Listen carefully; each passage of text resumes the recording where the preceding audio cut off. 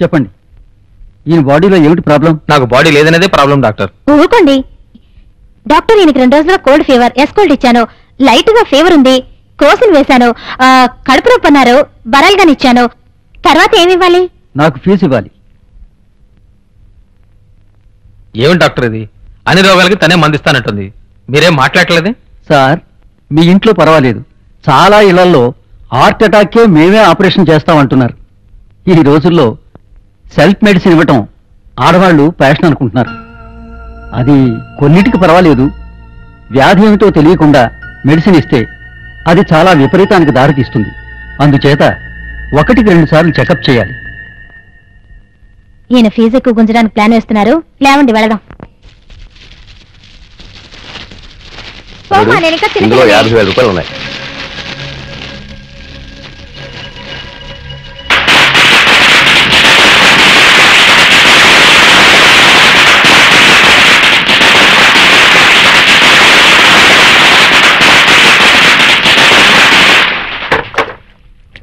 ఈ కాలంలో మృగాల్ని కూడా అర్థం చేసుకోవచ్చు, మనుషులు అర్థం చేసుకోవడం మహా కష్టం. చెప్పేదొకటి చేసేదొకటి. ఇంట్లో నటించే విధంగా వీధిలో నటిస్తే సినిమాలోనైనా ఛాన్స్ వస్తుంది. నువ్వు ఎవరినంటున్నావు? నేనెందుకండి మిమ్మల్ని అంటాను? మీరేమిటి కట్నం వద్దంటూ ప్రతి మాసం వడ్డీ వసూలు చేస్తున్నారా? కట్నాలు తీసుకునే వాళ్ళని సంఘద్రోహులని అనుకునేదాన్ని, అయినా నిన్ననే తెలిసింది ప్రతి మాసం ఈ విధంగా వసూలు చేసే కంటే మొట్టమొదటి కట్నంగా తీసుకునే వాళ్ళు ఎంతో మేలు. ఇలా చూడు, నా మాట విను, అప్పుడే నీకు. మీరు నాకేమీ చెప్పొద్దు. మీ నాటకాలు గ్రహించకపోవడానికి నేనే ఫోన్లే కాదు, నాకంతా తెలుసు. నేనే నాన్న మాట్లాడుతున్నాను. నాకేం చేటు? క్షేమంగా సంతోషంగా హాయిగా కలకలాడుతూ ఉన్నాను. ఎవడు ఊరికేలా కట్టబెట్టారు? నెలలా కట్టలు డబ్బిస్తున్నారుగా, మరి చూసుకోకుండా ఎలా ఉంటారు? చూసుకుంటున్నారో లేదో, చూసుకుంటున్నట్టు బాగా నటిస్తున్నారు.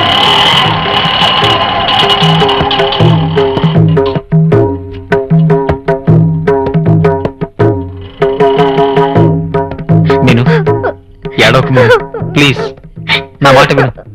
మీను, ఏమిటమ్మా అర్థం లేకుండా ప్రవర్తిస్తున్నావు? అల్లుడంటే ఏమనుకున్నావు? మావయ్య, అల్లుడు, నువ్వు నాకు వాగ్దానం చేసిన మాట వాస్తవమే. అది అర్థం చేసుకోకుండా మా అమ్మాయి నిన్ను ఇష్టం వచ్చినట్టు మాట్లాడుతుంటే వింటూ ఊరుకోవాలా? అల్లుడు, నేను సత్యాన్ని మూట కట్టి పక్కన పెట్టేశాను, ఎందుకంటే నాకు వేరే మార్గం లేదు. అమ్మా, అల్లుడు పెళ్లి చూపులకు వచ్చేటప్పుడు నేనేమన్నాను తెలుసా? చూడబ్బాయి, నేను నా కూతురు పెళ్లి కోసం బెనిఫిట్ ఫండ్ లో డబ్బు వేశాను. ఇప్పుడు ఆ బెనిఫిట్ ఫండ్ డబ్బు లేకుండా పోయింది. వాళ్ళు నా డబ్బుని 10%, 20% 2 సంవత్సరాల తర్వాతగానే ఇవ్వలేమన్నారు. అందుకే ఈ పెళ్లి 2 ఏళ్ల వరకు చేయను అన్నాను. అందుకు తను ఏమన్నాడు తెలుసా? చేతిలో డబ్బు లేదని పెళ్లి ఆపు చేయకండి, డబ్బు నేను ఇస్తానని చెప్పి 10 లక్షల రూపాయలు కట్టలుగా ఇచ్చాడమ్మా. అమ్మా, ఇప్పుడు పేపర్ తెరవగానే తిండికి లాగా తెస్తారు చూడు, వాళ్ళ లిస్టు కంటే వరకట్నాలు ఇవ్వలేక తెచ్చే వాళ్ళ లిస్టే చాలా పెద్దమ్మా.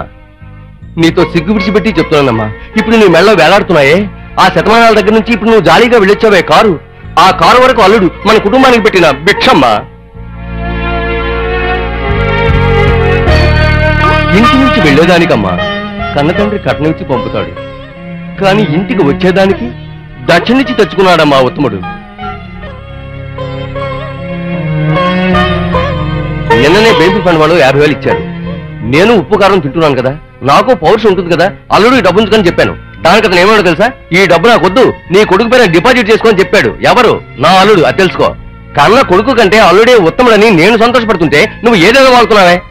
బాబు, మా కుటుంబం నీకెంతో రుణపడి ఉంది.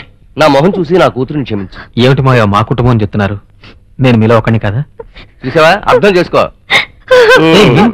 ఇది కూడా అంతే, దీని చిన్నమ్మలాగే కోపం వస్తే గొంతులేస్తుంది, విషయం తెలిస్తే టపేమని పడిపోతుంది. మీను, ఊరుకో ఊరుకోముండుంటే.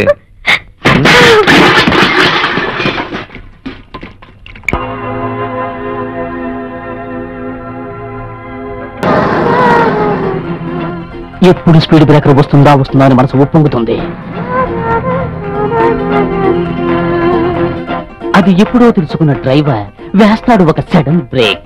ఆ సందర్భంలో మనం ఆ నడువుని టచ్ చేయొచ్చు.